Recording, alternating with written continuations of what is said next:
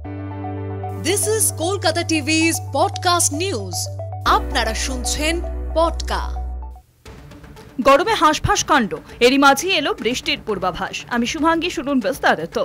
গরমে নাজেহাল বঙ্গবাসী, ভ্যাপসা গরমে ঘেমে নিয়ে একাকার কাণ্ড সকলে। পাখার নিচে বসলেও মিলছে না রেহাই। সকলের মনে এখন একটাই প্রশ্ন, কবে আসবে বৃষ্টি? আর এবার আলিপুর আবহাওয়া দফতরের পক্ষ থেকে দেওয়া হলো বৃষ্টির পূর্বাভাস। আগামীকাল অর্থাৎ শনিবার থেকে বঙ্গে রয়েছে বৃষ্টির সম্ভাবনা।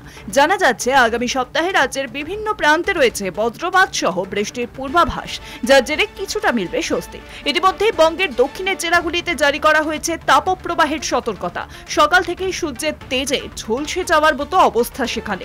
পশ্চিম বর্ধমান, বাঁকুড়া, পুরুলিয়া, ঝাড়গ্রাম এবং পশ্চিম মেদিনীপুরে তাপমাত্রা 40 ডিগ্রির উপর ছিল একদিন। এখনো তা অব্যাহত। 23 থেকে 26 এপ্রিল পর্যন্ত তাপপ্রবাহের সতর্কতা জারি করা হয়েছে এই কয়েকটি জেলায়। এরই মাঝে আবহাওয়া দফতরের পক্ষ থেকে জারি করা হলো বঙ্গে বৃষ্টির সতর্কতা। তবে বৃষ্টি হলেও তাপমাত্রার খুব একটা হেরফের হবে না। আর্দ্রতাজনিত অস্বস্তি বজায় থাকবে। বৃষ্টির দিনগুলিতে সাময়িক স্বস্তি মিললেও বৃষ্টির দিন ফুরোতে আবারও তাপমাত্রা হু করে বাড়বে।